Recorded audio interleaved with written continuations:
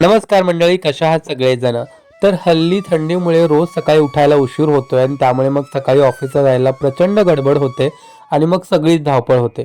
By the way, यावर्षी मुंबईत सुद्धा प्रचंड थंडी आहे बरं का. तुमच्याकडे थंडी आहे का? मला कमेंट करून नक्की सांगा. त्यानंतर धावत पळत का होईना रोजची ठरलेली लोकल पकडली, त्यातही माझी ही विंडो सीट. आता मी जरी धावत पळत ट्रेन पकडली असली ना, तरी तुम्ही मात्र असं काही करत जाऊ नका. एवढी मात्र एक गोष्ट माझी कधीच कॉपी करू नका बरं का. ऑफिसला गेल्यानंतर स्वामींची नित्यसेवा केली आणि त्यानंतर लगेचच कामाला लागलो. आता कामाला तर लागलोय, पण प्रचंड भूक लागली होती कारण सकाळी येताना नाश्ताच केला नव्हता. तेवढ्यात एक गोष्ट आठवली, लगेचच बॅगेत हात घातला आणि तिथून काढला हा डबा. आता या डब्यात काय आहे तर तुम्ही काल माझ्या स्टोरीमध्ये गेस केलेले हे आहे शेंगदाण्याचे लाडू. तर प्रचंड पौष्टिक असतात, या दिवसात खायला आणि बनवायला सुद्धा अतिशय सोपे. त्यामुळे तुम्ही सुद्धा असे मस्त लाडू बनवून खा.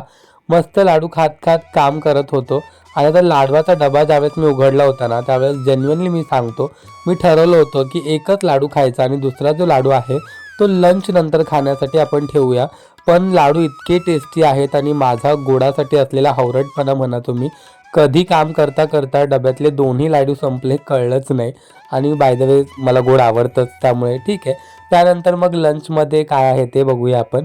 तर आज लंचमध्ये होती मस्त अशी लसूण शेव, त्यानंतर चपाती आणि इकडे आहे माझी ऑल टाईम फेवरेट अशी गवारीची भाजी. गवारीची भाजी मला प्रचंड आवडते. आज जेवताना मला कोणाची आठवण आली असेल तर आज मला जेवताना आठवण आली होती माझ्या सासूबाईंची. कारण माझ्या ज्या सासूबाई आहेत ना, त्या गवारीची भाजी खरंच खूप भारी करतात. त्यांच्या हातची गवारीची भाजी मला प्रचंड आवडते आणि आज नक्कीच माझ्यामुळे त्यांना उचक्या लागल्या असतील. त्यानंतर खाली गेलो तर मित्रांनी हा केक खाण्याचा आग्रह केला. आता तुम्ही म्हणाल दादा किती गोड खातोय, पण खरं सांगतो मला खायचा नव्हता, यांनी प्रचंड आग्रह केला त्याच्यामुळे मी थोडासा केक खाल्ला आणि गोडाचा आग्रह कधी मोडायचा नसतो. त्यानंतर संध्याकाळी कॉफी घेत घेत काम संपवलं. घरी गेलो तर प्रियंका स्वयंपाकाची तयारी करत होती आणि घरी गेल्यानंतर ना बायकोच्या चेहऱ्यावरती आपण परत आल्याचा जो आनंद असतो ना, तो वेगळाच असतो. त्यानंतर संध्याकाळी देवाला छान दिवा लावला, देवाला छान प्रार्थना केली आणि मग मी लगेचच पोचलो जिममध्ये. जिममध्ये गेल्यानंतर डेलीचा रेग्युलर एक्सरसाइज केला. एक्सरसाइज करून मी जेव्हा घरी गेलो ना, तेव्हा एक वेगळं सरप्राईज होतं. तर इकडे चार्वी करत होती संध्याकाळच्या स्वयंपाकाची तिची तयारी आणि किती ती चपाती लाटायची एक्साइटमेंट तुम्ही बघू शकता. आणि अशी गोल गोल चपाती लाटल्यानंतर तिला झालेला जो आनंद होता ना, तो नेक्स्ट लेवलचा होता. खरंच लेकींचं ना वेगळंच कौतुक वाटतं.